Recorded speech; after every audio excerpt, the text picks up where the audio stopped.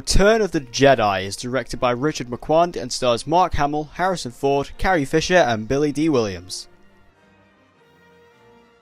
Back in 1983, this was probably the biggest film of all time. This was the third and final movie, at least that we thought, of the Star Wars franchise. This was the one everybody was waiting for.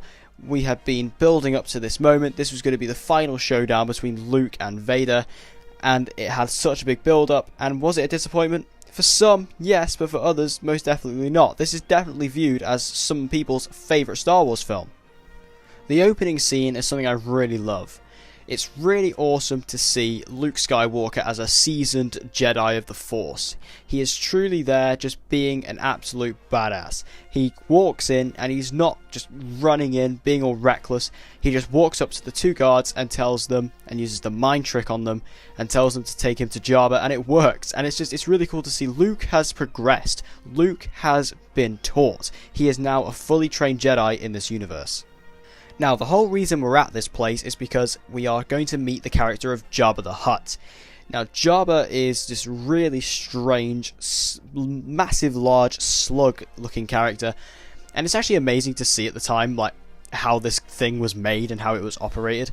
But he's such a weird character, and he's so disgusting and vile, you do kind of hate him. And he's also really evil, considering how immobile he is. But it's really interesting to see this character finally, and it was great to get that reveal. I also really like the scene where Han gets freed from the carbonite. It's really cool. You see this Jedi bounty hunter, come in, and she rescues Han, and you're kind of thinking, well, why did this bounty hunter do that? This isn't really fitting a bounty hunter's MO.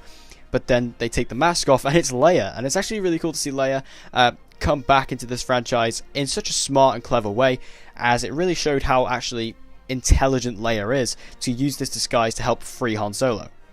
Now, I also want to talk about the desert skiff fight. This is the first sort of big action scene of the film. We see them all on like that desert land speeder going across Tatooine, and that's where we see the Sarlacc pit, and then we also see Luke Skywalker bust out a green lightsaber. This is the first time we've seen a different coloured lightsaber before, and it was insane just to see it bust out. And then this also leads to Boba Fett's death, which is obviously a really stupid death for such an awesome character who had so much potential, but this scene overall was awesome. We then see Luke go back to Dagobah to find Yoda, and this is a very sad scene as this is Yoda's death scene. Very sad to see Yoda go, however he does give Luke some essential information, and he confirms to him that Darth Vader is indeed his father, and he also confirms that there is another Skywalker, but doesn't say who. And I bet Luke is probably just thinking at this point, why don't people tell me anything? Why do I am always left in the dark? But obviously we do know that his sister is actually Leia, and that's really cool. And then we head to Endor, which is actually a really cool planet because Endor isn't actually a full-on planet, it's actually a moon, and it's a complete forest. And this is a really cool thing. We've never really seen a setting like this. I like how each Star Wars film is kind of separated by itself by kind of having, the first one's a desert, second one's like a snow planet, and then this one's the forest. It's really cool. It's a really well-designed planet, really nice, and it's a really beautiful planet to be on as well. Especially if you've played Star Wars Battlefront, Endor is easily one of the best planets you play on. It's absolutely beautiful. Now, I will discuss the Ewoks. The Ewoks represent the first time that George Lucas actually made something for kids in his films, very reminiscent of the prequels. And the Ewoks, I mean, yeah, they're cute and they are kind of funny, but they are just kind of unrealistic in a way, in the sense they take out these stormtroopers who have got these really heavy armors on, and they take them out with sticks and rocks. And it is just unbelievable. But I can kind of look past it because they are kind of cute and they are kind of funny. They're just unrealistic and unbelievable many times. Now, there are a couple of big action scenes that happen on Endor, especially the big speeder fight, which is really cool.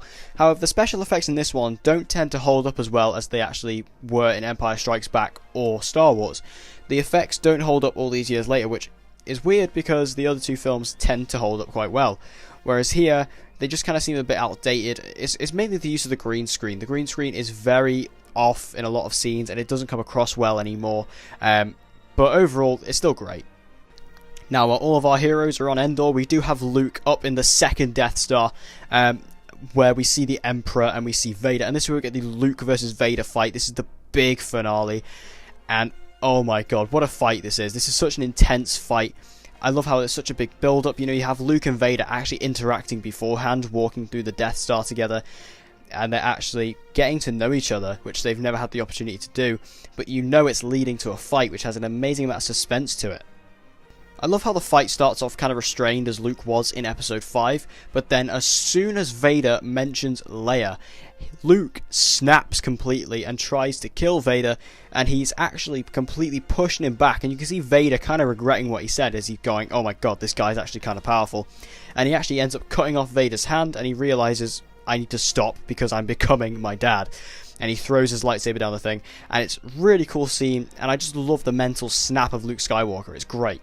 And then we have the Emperor, who's just had enough of all this and says, right, Luke, you're dead. And he just shoots lightning out of his hands, which we had never seen before. And this was just an insane amount of power that was finally being shown on screen. And this is the amazing part of the film. This is where we see Vader actually turn back to the good side. You can see Luke is pleading for his father's help, saying, please help me, I'm dying. And Vader just goes up to the Emperor, picks him up and throws him over the generator, and he blows up, he dies. And it was such an amazing moment of redemption and such a great scene of conflict for Darth Vader. And then we have the end party, which is kind of a nice little scene. It is a bit weird, but all of our characters go back to Endor. We get to listen to the Yub Yub song, which is always fun. And we have all these characters that are just having a party, and it kind of shows how other parts of the universe are kind of dealing with the fact that the Empire is now gone, and that Darth Vader is dead. And we also see the funeral. We actually see Darth Vader's funeral, and the only person in attendance is Luke Skywalker. Really, actually, kind of an emotional scene, as you know that Luke is quite sad because Vader actually died a hero. So overall, I'd say Return of the Jedi is my least favourite of the original trilogy. I will say it's the weakest, it does have the most flaws, but it is also one of the most nostalgic, and the end sort of fight and the end climax of this entire trilogy really does give this film justification to stand above others, and is actually the reason why this is many people's actual favourite Star Wars film. And I think this is still an incredible film for what it is and for the time, and it still is an amazing experience to watch. I'm going to give Return of the Jedi a B+.